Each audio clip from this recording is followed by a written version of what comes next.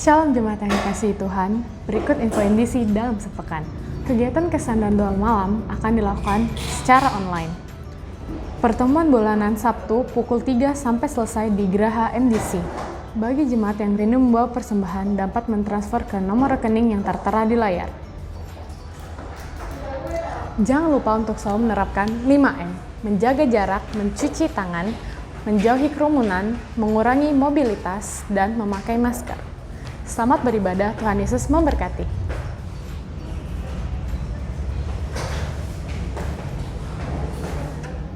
Terima kasih Bapa yang baik, karena anugerah-Mu yang sungguh besar dalam hidup kami Tuhan. Kami ada sampai hari ini Tuhan, itu semua karena kasih karunia-Mu Tuhan. Terima kasih Yesus. Terima kasih Bapa. Dan kami mau nyatakan bagi hari ini Tuhan, jikalau kami hidup hari ini Bapa, kami mau hidup bagi-Mu Tuhan, Allah yang sungguh besar dalam hidup kami. Terima kasih Yesus, Kau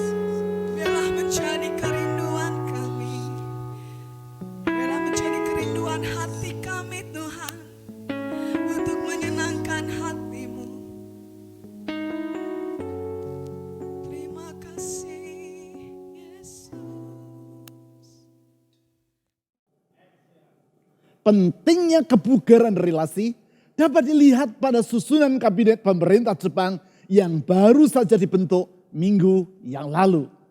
Dalam kabinet tersebut, Perdana Menteri Jepang Yoshihide Suga mengangkat seorang menteri untuk urusan kesepian. Alasan dari pengangkatan menteri dengan tugas yang sangat khusus ini adalah karena ditengarai bahwa terdapat kaitan yang erat antara peningkatan kasus bunuh diri di sepanjang tahun yang lalu dengan perasaan kesepian oleh sebab orang harus mengisolasi diri karena epidemi COVID-19.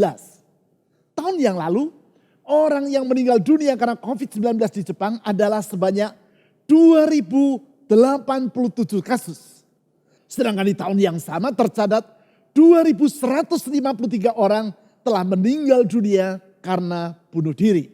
Artinya jumlah orang yang bunuh diri yang antara lain adalah karena alasan kesepian di masa pandemi ini tidak kalah banyaknya dibandingkan jumlah orang yang meninggal dunia karena virus COVID-19 itu sendiri.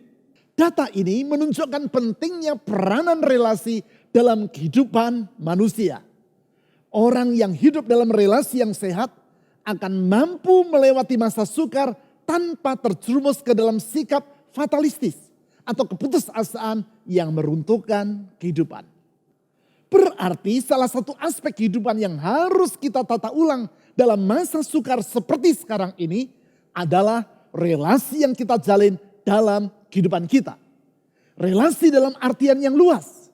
Baik relasi dalam keluarga, relasi antar suami istri, relasi di tempat kerja, di tengah masyarakat, dalam pergaulan, dan tentunya relasi dalam gereja. Relasi yang sehat seperti yang dicontohkan oleh Ruth, seorang tokoh dalam Alkitab di dalam kehidupannya. Relasi yang sehat dan yang memungkinkan Ruth melewati masa yang sukar, serta membuka lembaran baru yang segar dan yang mendatangkan berkat Allah yang lebih besar dalam kehidupannya.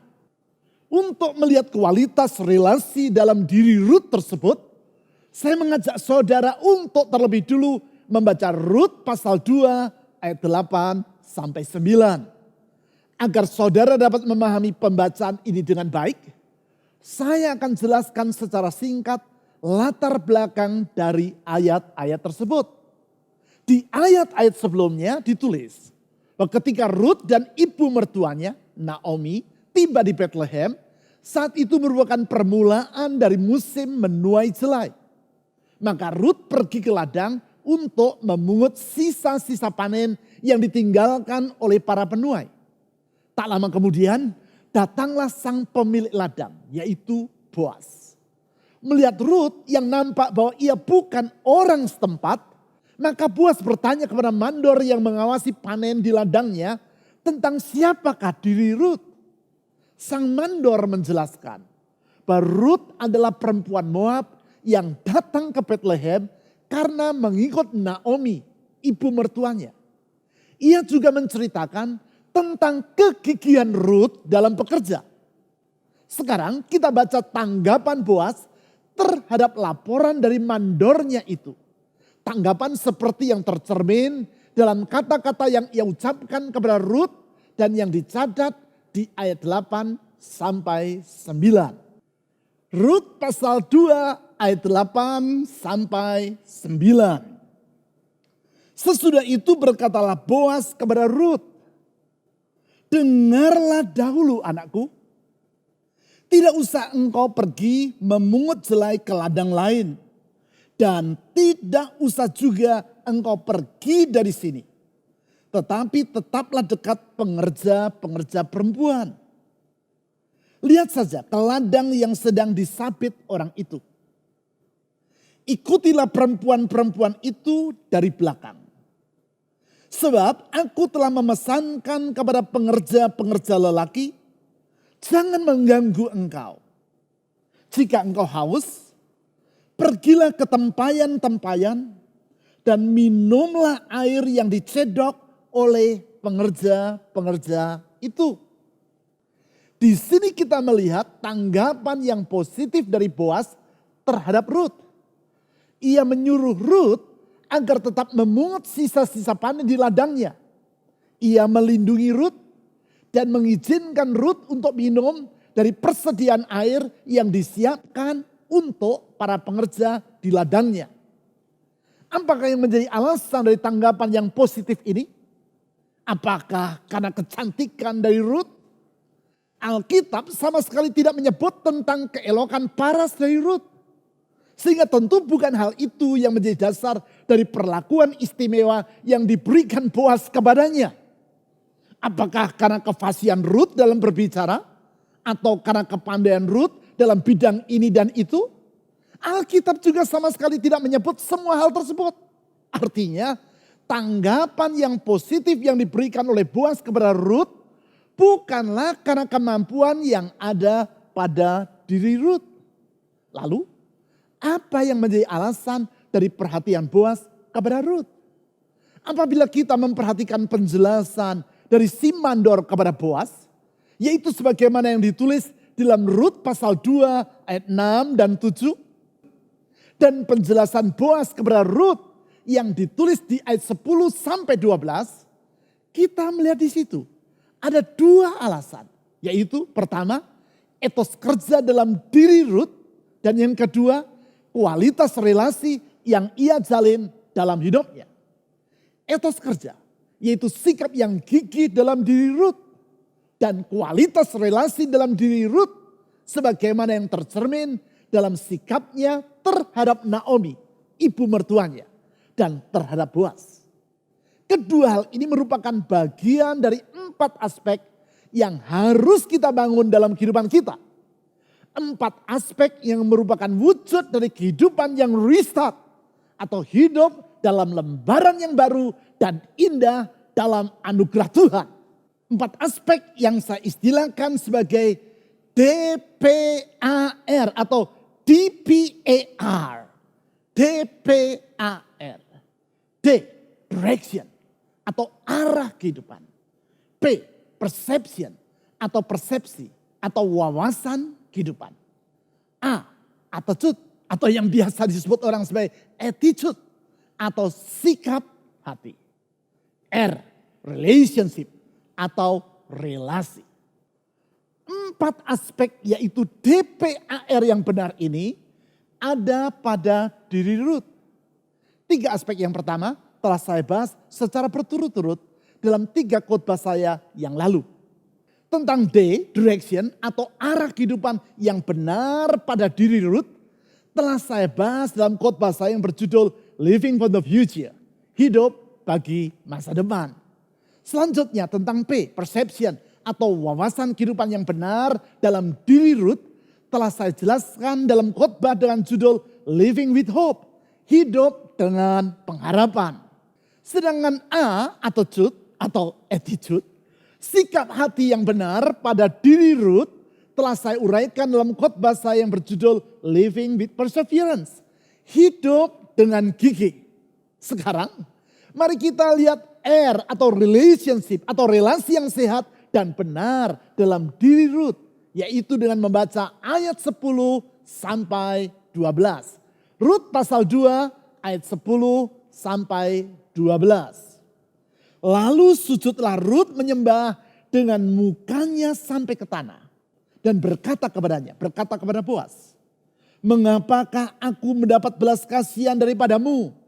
Sehingga Tuhan memperhatikan aku. Padahal aku ini seorang asing.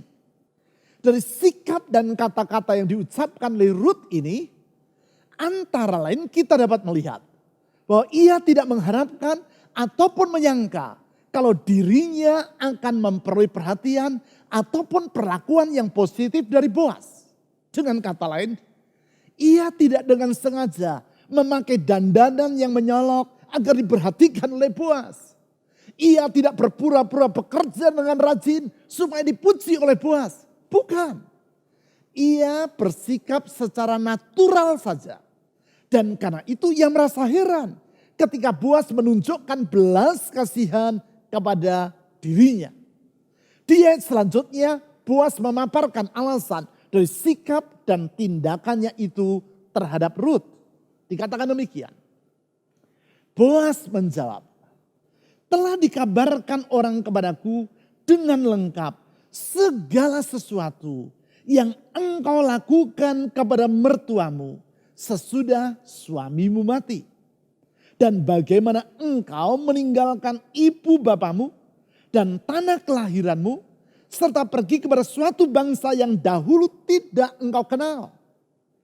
Tuhan kiranya membalas perbuatanmu itu, dan kepadamu kiranya dikaruniakan upahmu sepenuhnya oleh Tuhan, Allah Israel, yang di bawah sayapnya engkau datang berlindung. Di dalam ayat 11, Boas mengutarakan alasan mengapa ia memberikan perhatian kepada Rut. Yaitu karena ia telah mendengar tentang apa yang dilakukan oleh Rut terhadap ibu mertuanya. Perilaku Rut yang mencerminkan relasinya dengan mertuanya. Relasi Rut dengan ibu mertuanya yang mengungkapkan kualitas relasi yang sehat yang dijalin oleh Rut dengan orang lain. Apabila kita membaca ayat-ayat tersebut maupun yang sesudahnya, kita dapat menarik pelajaran tentang 3 ciri dari relasi yang sehat sebagaimana yang nampak dalam kehidupan Rut. Kualitas relasi yang sehat dan yang membuka lembaran yang baru yang indah bagi hidupnya. Ketiga ciri tersebut adalah yang pertama, relasi yang diwarnai dengan sikap menerima orang lain secara apa adanya. Saya ulang, relasi yang sehat adalah relasi yang diwarnai dengan sikap menerima orang lain secara apa adanya. Itulah yang dilakukan oleh Rut terhadap Naomi yang secara tidak langsung diutarakan oleh Boas di ayat 11 dalam kalimat, telah dikabarkan orang kepadaku dengan lengkap segala sesuatu yang engkau lakukan kepada mertuamu sesudah suamimu mati. Apa yang dilakukan oleh Rut terhadap ibu mertuanya sesudah suami Rut meninggal dunia? Ia menerima Naomi secara apa adanya. Walaupun saat itu Naomi dalam keadaan tidak lagi memiliki harta. Ia tetap menerima Naomi seperti ia menerima ibunya sendiri.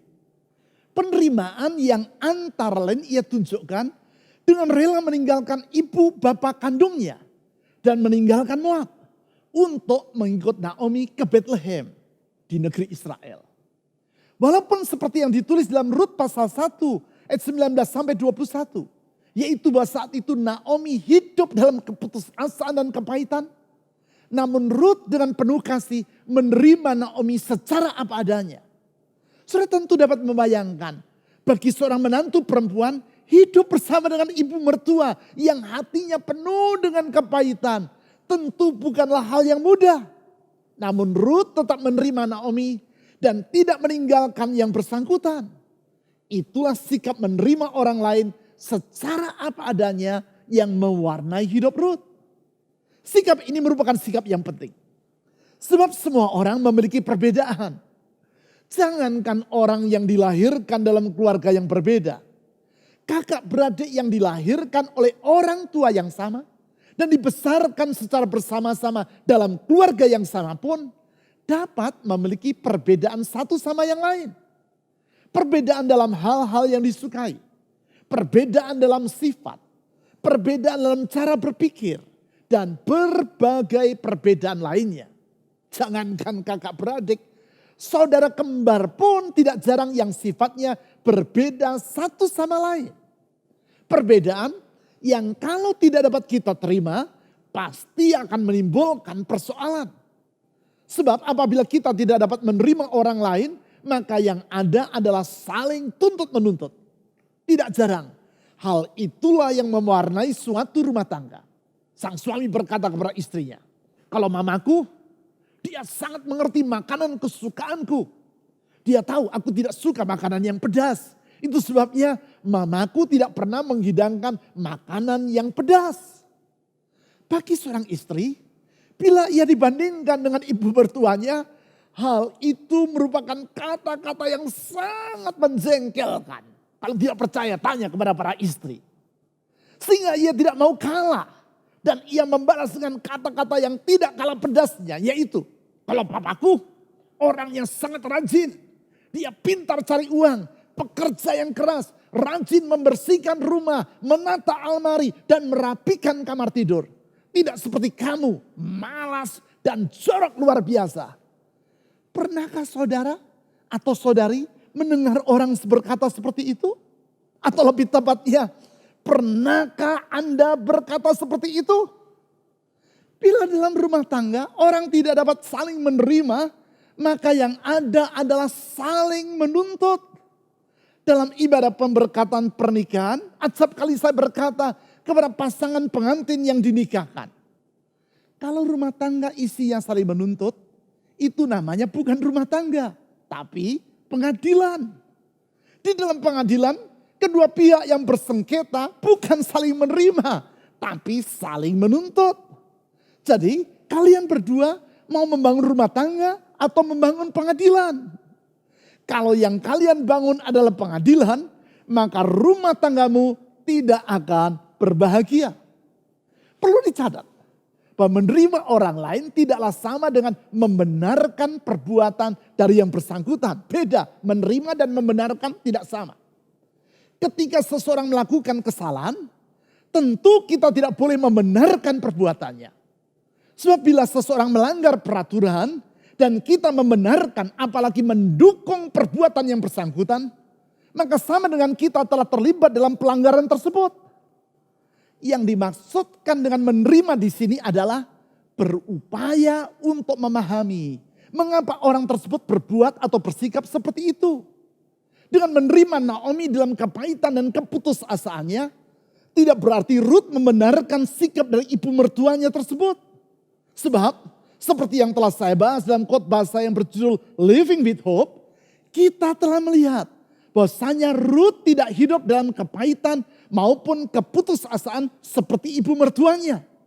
Hal ini menunjukkan bahwa ia tidak membenarkan, namun dapat memahami keadaan dari ibu mertuanya itu. Itulah wujud dari kasih, yaitu memahami orang yang kita kasihi.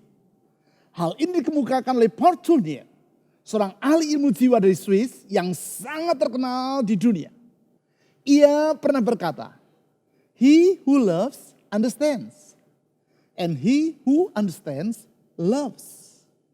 One who feels understood feels loved, and one who feels loved feels sure of being understood."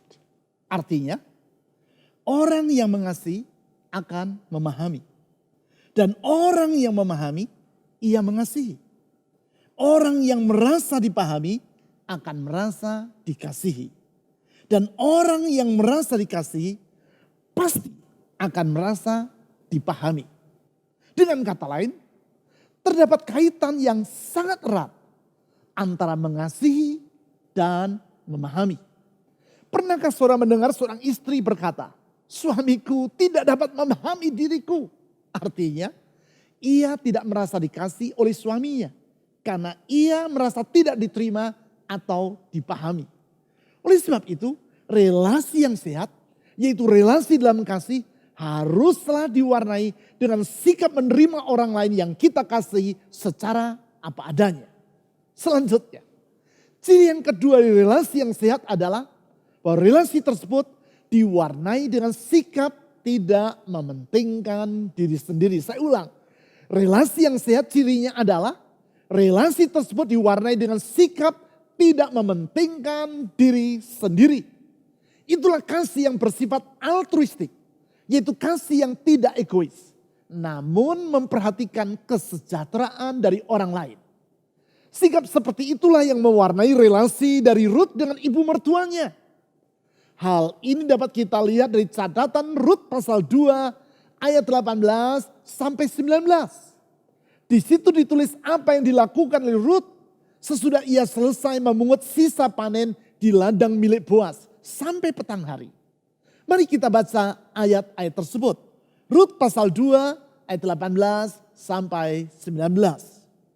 Diangkatnya lah itu, maksudnya diangkatlah sisa-sisa panen yang ia pungut dari ladang Boaz.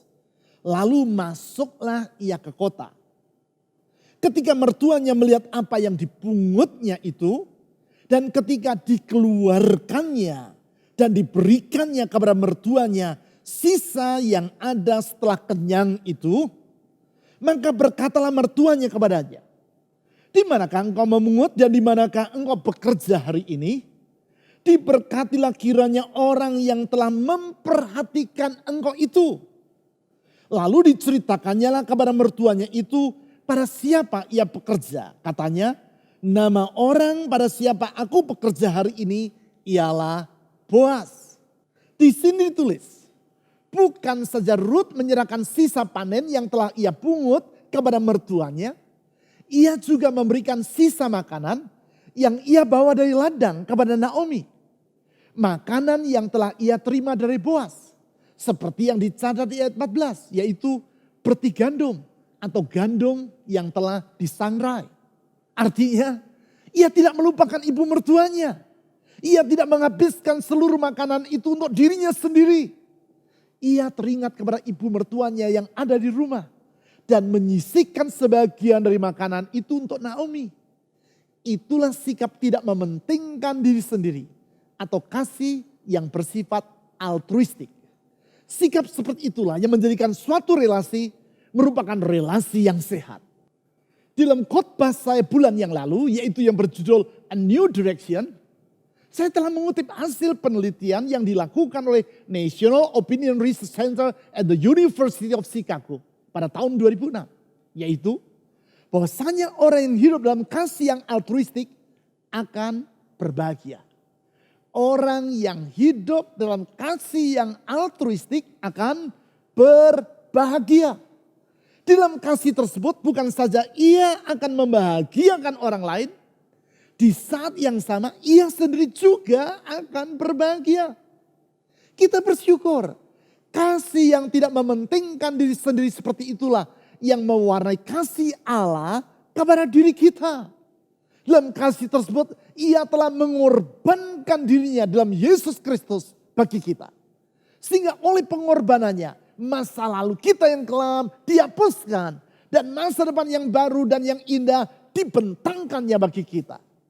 Kesadaran kita akan besarnya kasih Allah tersebut seharusnya mendorong kita untuk mengasihi Tuhan dan sesama dengan sikap tak mementingkan diri sendiri. Seperti yang ia telah teladankan bagi kita. Kalau di antara saudara yang bertanya, bagaimana saudara dapat mengungkapkan kasih Anda kepada Tuhan?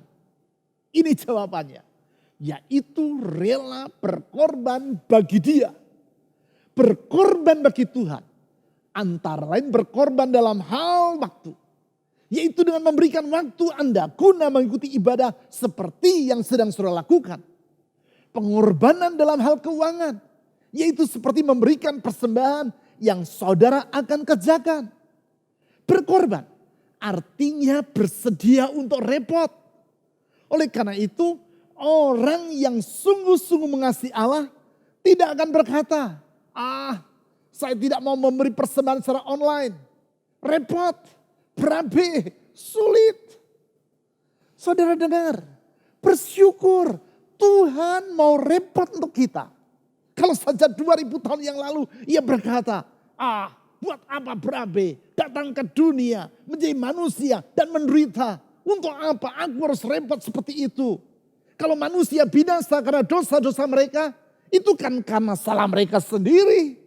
Lebih baik aku tenang-tenang saja di sorga. Kalau saja dia berpikir seperti itu, maka semua kita akan binasa untuk selama-lamanya.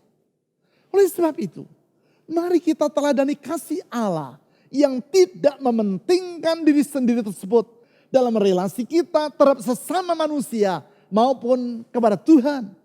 Relasi yang sehat seperti itu akan mengundang berkat Allah yang lebih besar dalam hidup kita dan membentangkan masa depan yang baru bagi diri kita.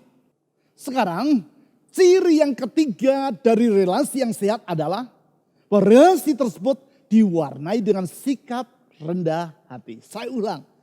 Ciri yang ketiga dari relasi yang sehat adalah relasi tersebut diwarnai dengan sikap rendah hati. Kerendahan hati ini tercermin antara lain dalam sikap Rut ketika ia memperoleh perhatian dari Boas. Seperti yang telah kita baca di ayat 10 tadi. Di situ tidak ditulis Rut menepuk dada karena merasa lebih daripada perempuan yang lain. Tetapi ia sujud ke tanah, mensyukuri kebaikan yang ia peroleh dari Boaz.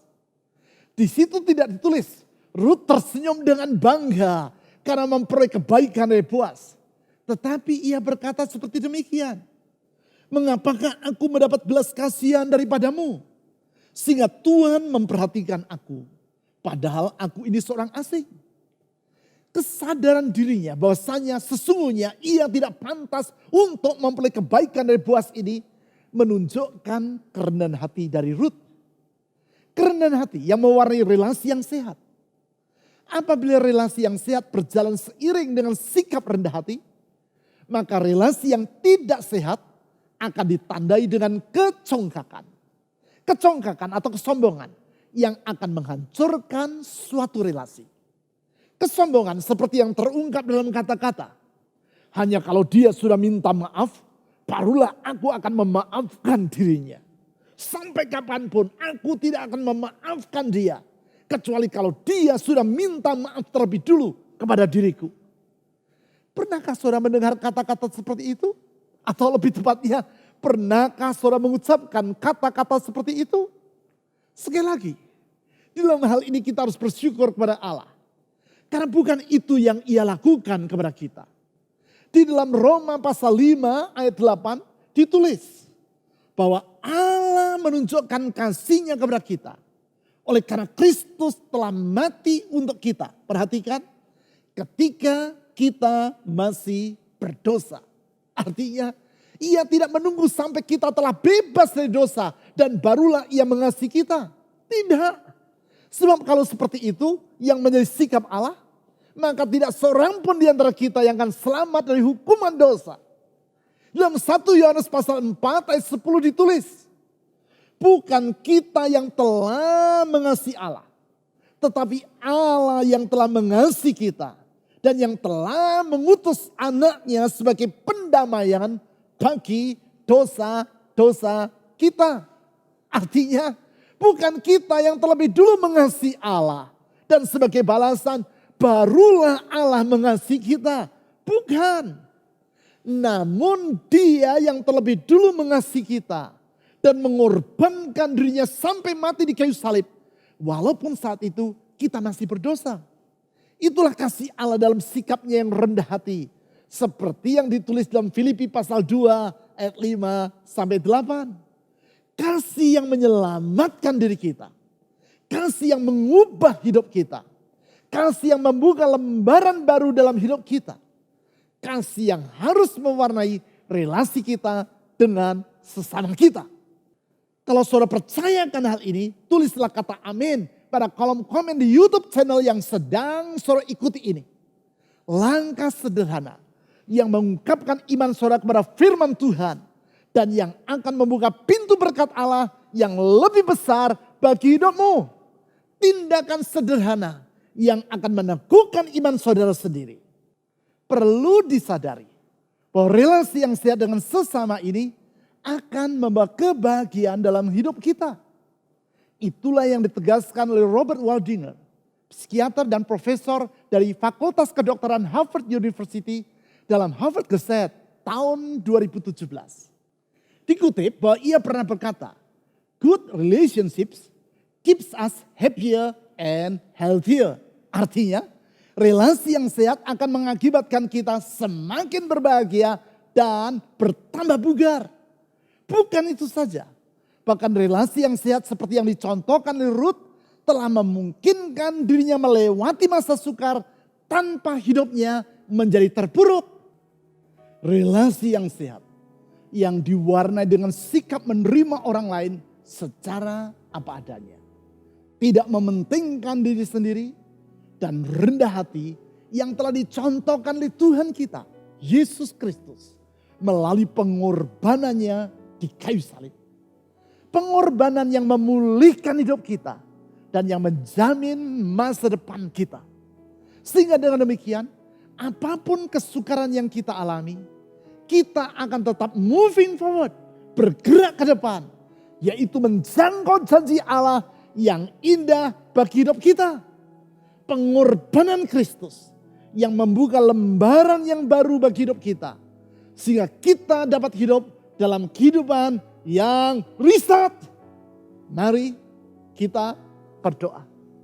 Tuhan Yesus, kami bersyukur untuk kasih-Mu yang besar yang telah Engkau buktikan melalui pengorbanan-Mu sampai mati di kayu salib. Di situ Engkau menunjukkan betapa besar kasih-Mu. Kasih yang tidak mementingkan diri sendiri. Sebaliknya Engkau rela merendahkan diri-Mu sendiri menjadi sama dengan manusia. Datang ke dunia berkorban bagi kami manusia yang hina. Dalam kasih itu Engkau memulihkan masa depan kami. Dalam kasih itu Engkau membentangkan harapan yang baru bagi kami. Tuhan Yesus, tolong kami untuk hidup meneladani kasih-Mu itu. Dalam kehidupan kami sehari-hari. Dalam rumah tangga kami, dalam keluarga kami, di antara sesama kami, di dalam lingkungan kami. Sehingga nama-Mu ya Tuhan Yesus dimuliakan melalui hidup kami. Sehingga melalui diri kami dan kesaksian hidup kami, orang dapat melihat betapa besar kasih-Mu itu. Dan dapat merasakannya dalam hidup mereka. Tuhan Yesus, dengan percaya kepada kasih-Mu itu, saya berdoa saat ini, ulurkan tangan-Mu yang menolong, memulihkan dan menyembuhkan. Ulurkan tangan-Mu yang memberikan pengharapan bagi setiap orang yang hidup dalam keputusasaan. Ulurkan tangan-Mu yang membentangkan harapan yang baru itu dan menjamin hari esok kami. Saya berdoa di dalam nama Tuhan Yesus. Ulurkan kuasa mujizat-Mu itu. Ulurkan pertolongan-Mu itu. Ulurkan pemulihan itu bagi setiap orang yang berseru kepadamu. Karena kami tahu di dalam Engkau kami akan restart. Dalam Engkau kami akan tetap moving forward. Menjangkau hari esok yang Engkau sediakan bagi kami. Saya berdoa saat ini untuk setiap orang yang akan memberikan persembahan mereka kepadamu. Berkati tangan-tangan yang memberikan persembahan itu. Balaskan kasih mereka kepadamu secara berlimpah-limpah. Karena kami tahu di dalam Engkau ya Tuhan Yesus. Karena di dalam Engkau janji-Mu itu benar adanya. Apa yang Kau firmankan tidak akan pernah Engkau ingkari. Apa yang Kau katakan akan kami alami dalam hidup ini. Kepadamu ya Tuhan Yesus saya menyerahkan semua ini.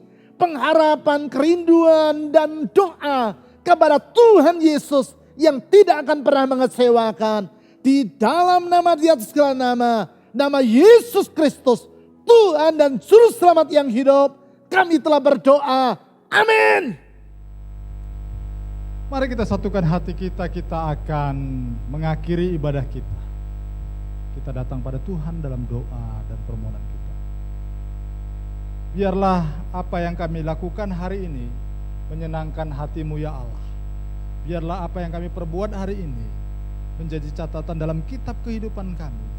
Bahwa ibadah kami dikenan oleh Engkau Tuhan. Bahwa ibadah kami adalah ibadah yang mempermuliakan nama-Mu dan Engkau Allah berkenan menerima ibadah kami. Jemaat, mari angkat tangan-Mu, arahkan hati-Mu kepada Allah. Tak sedetik pun Allah meninggalkan-Mu. Tak pernah sekalipun terlintas dalam pikiran Tuhan untuk melupakan-Mu. Karena cinta kasih-Nya yang sempurna dalam diri-Mu senantiasa membawanya memberkati-Mu. Jemaat, diberkatilah engkau pada saat keluar dan masuk rumahmu. Diberkatilah engkau di ladangmu, di tempat pekerjaanmu. Diberkatilah engkau dimanapun engkau berada. Tuhan membawa engkau berhasil dan membawa engkau dari kemuliaan kepada kemuliaannya dari sekarang sampai Maranatha. Di dalam nama Bapa, Putra dan Roh Kudus, kita sambut berkat ini dan kita akhiri ibadah kita dan sama-sama kita katakan amin.